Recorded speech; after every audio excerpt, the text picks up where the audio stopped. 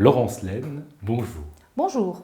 Vous êtes spécialiste en céramique à la Chambre nationale des experts spécialisés en objets d'art. Quelle est votre spécialité dans la spécialité? Très bonne question. Ma spécialité dans la spécialité, eh bien écoutez, je fais la céramique européenne du XVIe, XVIIe, XVIIIe siècle. Et la céramique recouvre énormément de choses. Dans la céramique, vous avez la faïence. La faïence peut regrouper la majolique, la faïence fine, la faïence tannifère. Donc vous avez différents types de faïence. La céramique chapeaute aussi tout ce qui est porcelaine. Vous avez la porcelaine tendre et la porcelaine dure. Et puis vous avez tout ce qui est grès. Mais les grès, j'avoue que chez moi, c'est pas mon fort. Donc voilà, on ne peut pas être bon en tout. Mais j'ai une petite spécialité en tant que Belge, la porcelaine de Tournai, qui est une porcelaine à pâte tendre, à l'inverse de la porcelaine de Meissen, qui est une porcelaine à pâte dure. Mais ça, c'est, je dirais que Tournai, c'est ma petite manufacture préférée. C'est votre passion? C'est ma passion. C'est celle que je connais le mieux. Donc une porcelaine tendre, c'est quoi? C'est une porcelaine qui est non kaolinique. Ça veut dire qu'elle n'a pas d'argile kaolin dans sa pâte, à l'inverse des porcelaines de Meissen qui sont de type kaolinique, c'est-à-dire qui ont du kaolin dans leur pâte. Et en fait, la porcelaine dure c'est les fameuses porcelaines de Chine, en fait, que tout le monde a voulu imiter à un moment donné, que tout le monde n'a pas pu imiter tout de suite. Meissen l'a fait très tôt dans le 18e. Dans nos régions, ça arrive un peu plus tard, mais on s'est dit, on va quand même produire de la porcelaine, une porcelaine hybride, qui est la porcelaine tendre, non kaolinique. Alors, cette pièce est en porcelaine tendre, de Tournai. On est en deuxième période tournaisienne, donc on est entre 1763 et 1775. J'ai choisi cette pièce qui est une aiguière à eau chaude, parce que d'abord elle a la caractéristique d'être la seule pièce de ce type connue à l'heure actuelle. Dans la sphère de toutes les formes tournaisiennes, c'était une forme qui n'était pas connue. Alors je l'ai rencontrée dans une vente publique, et alors tout le monde l'a regardée en disant « mais qu'est-ce que c'est ?» Ah ah. Et je me suis dit, ah, tiens, quelques caractéristiques tournaisiennes, je ne dis rien, on étudiera la pièce. Et voilà, je vais vous présenter l'objet et vous donner le cheminement que j'ai eu par rapport à l'analyse de cet objet. Bon, d'abord, quand on la prend en main, on remarque bien qu'on est en porcelaine tendre et pas en porcelaine dure. On a un aspect de la porcelaine, donc de l'émail, qui est un peu ivoiré. On voit en premier le décor.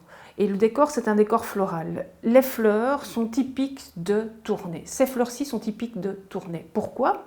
À Tournai, on a une façon de composer les bouquets de fleurs qui est propre à la manufacture de Pétrinque à Tournai. Et la palette de couleurs qui est employée est aussi typique de Tournai. Donc quand on voit ça, on se dit tiens, on retrouve les fleurs que nous trouvons sur les assiettes classiques de la même période, à Tournai. On se dit tiens, on retrouve la palette de couleurs tournaisienne, mais on se dit mais la forme, je ne la connaissais pas du tout.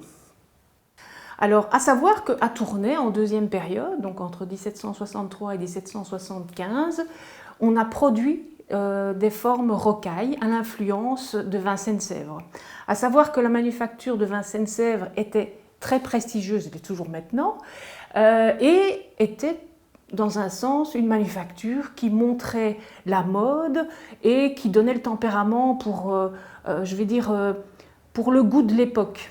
Donc Tournai s'est dit, tiens, on fait des modèles rocailles.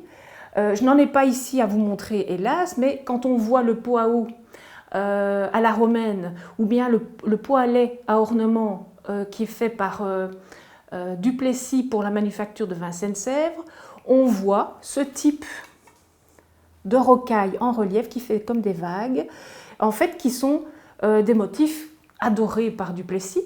Il en met partout sur ses modèles pour Vincennes-Sèvres, et Tournai a trouvé ça joli et s'est dit oh, mais tiens, on va faire la même chose, mais en plus doux. Parce qu'à Vincennes-Sèvres, la rocaille, le côté baroque rocaille est beaucoup plus exprimé, beaucoup plus fastueux, beaucoup plus important.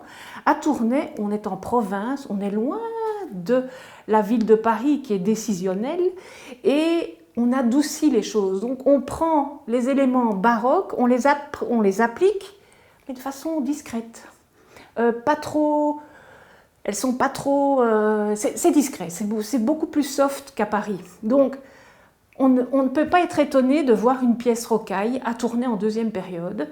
Et quand on comprend qu'à Tournai, on a fait ce genre de décor rocaille, encore ici, porcelaine de Tournai, deuxième période, influence de Vincennes-Sèvres, la forme feuille de chou, même chose. On a piqué l'idée à Vincennes-Sèvres et on vient l'appliquer sur nos objets à nous.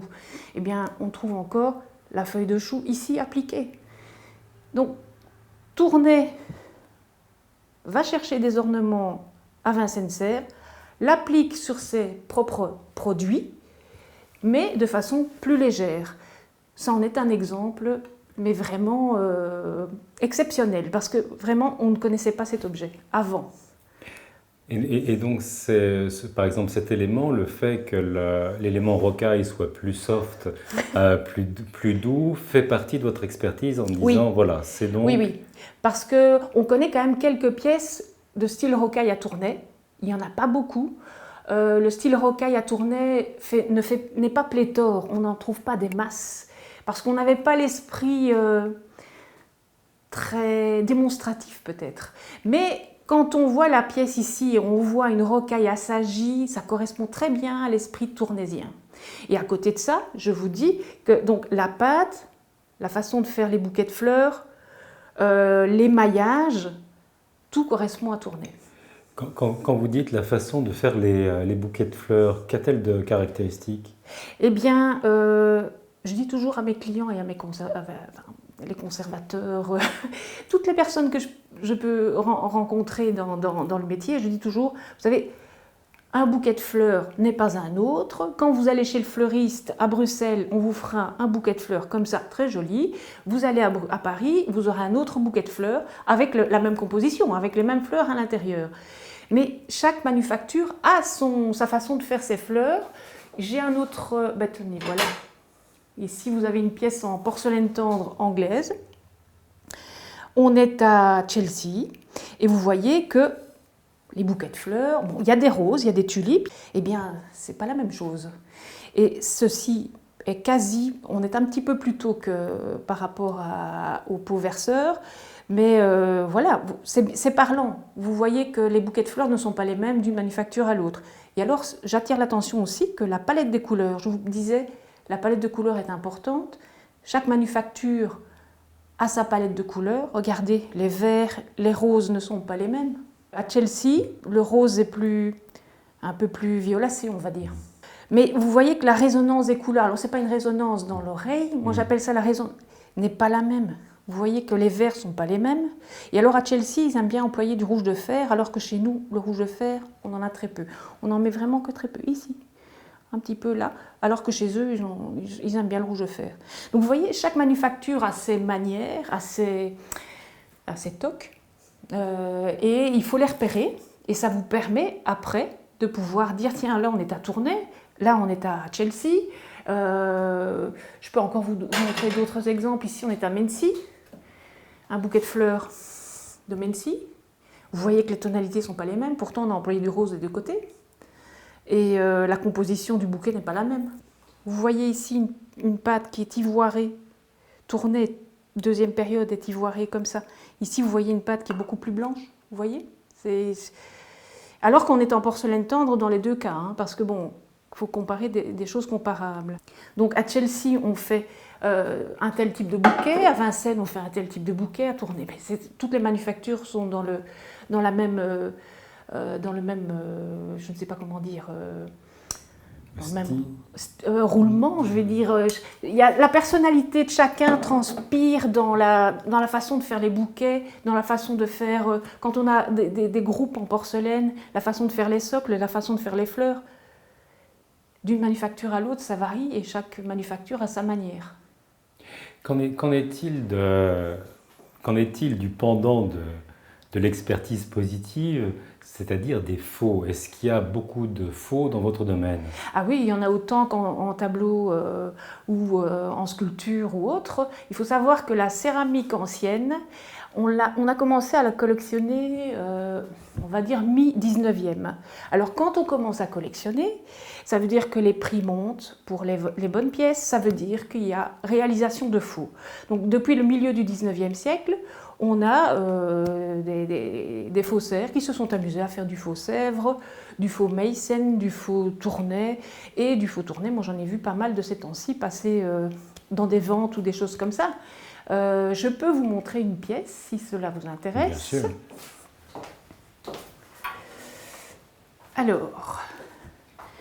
Alors ça c'est un faux patent. Alors c'est un plat en porcelaine de Tournai qui est fabriqué à Tournai. Donc la porcelaine est fabriquée à Tournai au 19e, c'est une production mi-19e, mais la manufacture n'a pas voulu le décorer, donc le finir, parce qu'elle était pleine de défauts. Et en fait, vous voyez plein de petites fissures, des coups de feu qui sont apparus à la cuisson de la porcelaine. Ici, encore un coup de feu, ici. Et ils se sont dit à la manufacture de Tournai, bon, il est plein de défauts, on ne va pas le décorer. Mais cette pièce est tombée dans le marché secondaire et c'est un surdécorateur ou décorateur en chambre, fin 19e siècle, qui l'a pris et qui a fait un décor qui se veut être tournaisien, parce qu'en plus, il a mis la fausse marque aux épées croisées. Et en fait, il s'inspire de ceci. Voilà, ça c'est le vrai Tournai, on est vers 1765. Et là, vous avez un décor, un rimé, comment je vais dire, 1900, d'un décor, ce qu'on appelle les camailleux roses tournaisiens. Alors à savoir qu'à Tournai, quand vous avez un grain de riz, ou bien ce qu'on appelle le modèle osier, au plus il est petit et serré, au plus il est ancien. Donc au plus vous vous rapprochez au début de la production, au plus il est comme ceci. Très joli ces petits filets là. Oui, les filets or qui sont mis... c'est la dernière chose qu'on place sur un décor comme ceci, parce que l'or ne peut pas être cuit à très haute température, donc c'est vraiment la dernière couleur que l'on applique sur une céramique. On réduit toujours les températures. Hein. Quand vous commencez par la cuisson d'une température, d'une couleur qui peut supporter des températures un peu plus élevées, et puis on diminue, on diminue, on diminue. Et la dernière couleur, c'est la dorure. Alors les pièces comme ça, en porcelaine de Tournai surdécorée, on en voit. Malheureusement, on en voit quand même pas mal. En assiette polychrome, en assiette camailleux pourpre. Tous les décors sont faits entre 1880 et 1920 en général. Ce sont des décorateurs, des petits décorateurs en chambre de notre région, donc Tournai. Et on a repéré des petits, un peintre qui s'est amusé à décorer des assiettes tournaisiennes dans le nord de la France, près de Valenciennes, parce qu'un jour, on a trouvé une pièce comme ça qui était signée avec son nom. Il s'est dit, bon, il faut quand même rester pas tout à fait anonyme, et il en a signé une. Mais ces pièces-là n'ont pas de valeur, c'est une valeur décorative, point à la ligne. Mais le problème, c'est que voilà, il y a des gens qui se trompent et qui pensent que la pièce est bonne. Là. Et c'est là où les experts interviennent. Ah ben oui, il faut bien qu'on serve à quelque chose. Hein. Comment êtes-vous tombé dans le feu de la céramique? Ouf, ouh là là, ça c'est compliqué. Non, c'est pas compliqué, ça remonte à longtemps. Ça ne nous rajeunit pas. Quand j'avais 12-13 ans, j'ai une vieille dame dans mon village qui m'a offert une tasse en porcelaine de Chine, fin 19e, avec un décor, vous savez, imprimé. Rien de glorieux, mais moi j'ai reçu ça comme un trésor. Je me suis amusée à regarder le décor et la technique de pose du décor.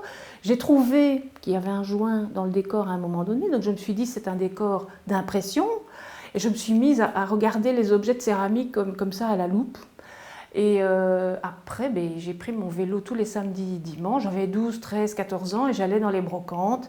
Et je regardais des porcelaines et je voulais voir si c'était imprimé ou pas. Et puis du coq à l'âne. Je pense qu'à 16 ans, c'était 15-16 ans, j'avais déjà des bouquins sur la céramique, les fameux Massin, sur les faïences de Nevers, de Rouen. Et voilà, moi je lisais ça. Je n'aimais pas les podiums, moi. C'était pas mon truc. Ouais. Enfin bon, voilà, chacun son truc. Ouais. Mais c'est comme quoi une destinée comme voilà, ça vient d'un cadeau d'une vieille dame.